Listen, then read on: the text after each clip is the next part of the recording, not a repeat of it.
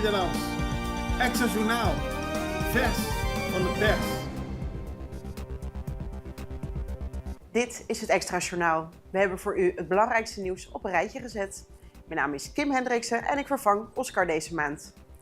We beginnen met het nieuws dat de MFK hun standpunt handhaaft wat betreft het homohuwelijk. Regeringspartij MFK heeft gereageerd op de recente uitspraak van de rechtbank die het homohuwelijk toestaat. In een persbericht bevestigt de partij dat haar standpunt ongewijzigd blijft en ze tegen het homohuwelijk zijn. MFK uit bezorgdheid over de impact van deze beslissing op de Curaçaose samenleving en benadrukt dat het huwelijk voor hen alleen tussen man en vrouw hoort te zijn. De partij blijft in gesprek met religieuze groepen en andere organisaties om hun waarden te waarborgen. De nieuwe directie van de APVO die heeft officieel plaatsgenomen. De nieuwe directie van de APVO is officieel gestart na de verkiezingen van 25 juni. De vorige directie droeg het stokje over tijdens een vergadering op 21 juli. De nieuwe directieleden zijn voorbereid op hun taken en werken aan een optimaal functioneren voor de komende jaren.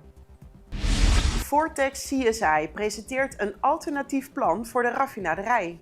Vandaag om 5 uur zal Vortex CSI in de Shell Club een presentatie geven over het verschil tussen Oryx en hun voorgestelde raffinaderij. Na de deal tussen RDK en Oryx voelen de raffinaderijwerknemers zich misleid. Vortex CSI nodigt ex-werknemers, huidige werknemers en de gehele gemeenschap uit om te horen hoe hun plan een betere optie is voor Curaçao. De bijeenkomst duurt tot 7 uur. Op Klein Curaçao is een toeriste geëvacueerd. Een toeriste is dinsdagmiddag door de kustwacht geëvacueerd van een kleine boot bij Klein Curaçao. Dat maakt de kustwacht Caribisch gebied bekend. Het gaat om een 49-jarige Surinaamse vrouw. De toeriste had pijn op haar borst, waarna contact werd opgenomen met een arts van Citro.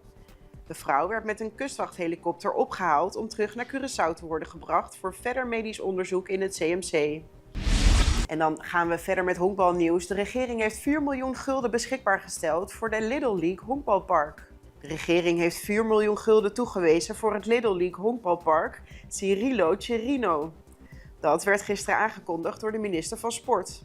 De beheerdersovereenkomst werd ondertekend door de secretaris-generaal van het ministerie van Onderwijs en de directeur van FDDK.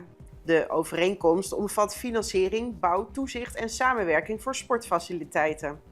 De formaliteiten duurden bijna een jaar. En dan gaan we even door naar een korte break.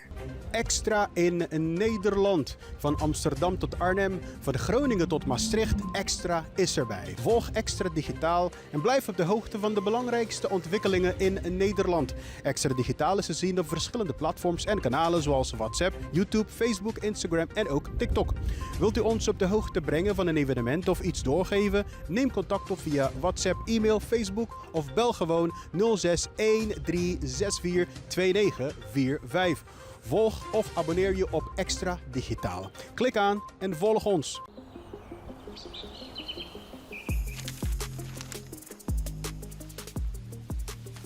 Welkom op Curaçao, een van de mooiste eilanden in de Caribiën, een ware parel. En het is een eiland waar je van heel veel zaken kunt genieten. Van de natuur, van de zee, van het eten, van de mensen en zoveel meer.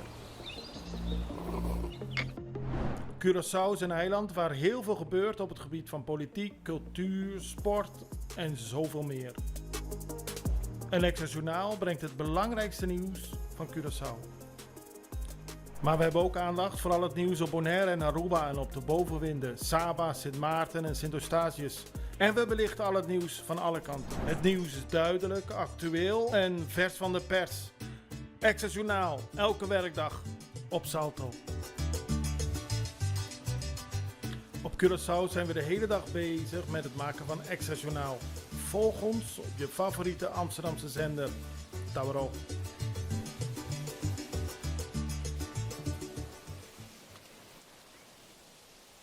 En dan zijn we bij u terug met internationaal nieuws. We beginnen vandaag op Bonaire. Daar is de box jellyfish opnieuw gespot rond de wateren van het eiland. Natuurorganisatie Stinapa waarschuwt voor de box jellyfish, gesignaleerd in de wateren rond Bonaire.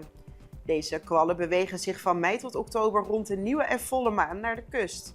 Hun steken kunnen misselijkheid, pijn en uitslag veroorzaken, met symptomen die zonder behandeling tot een dag kunnen aanhouden.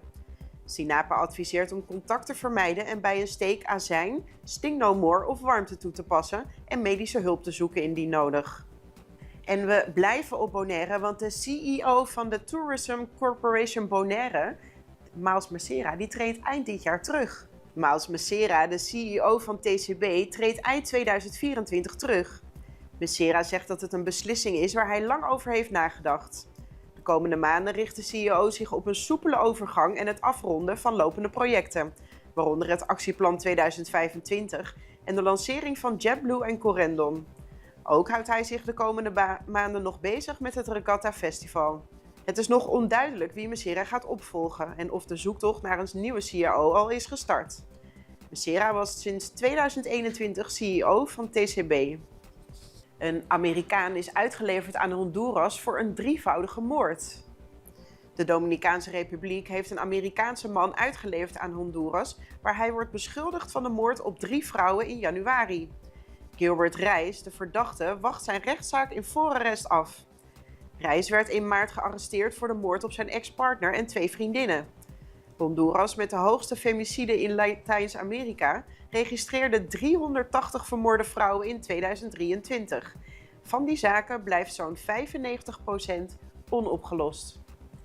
En dat was het weer voor vandaag. Wij zijn er morgen weer en ik hoop u ook. Tot dan!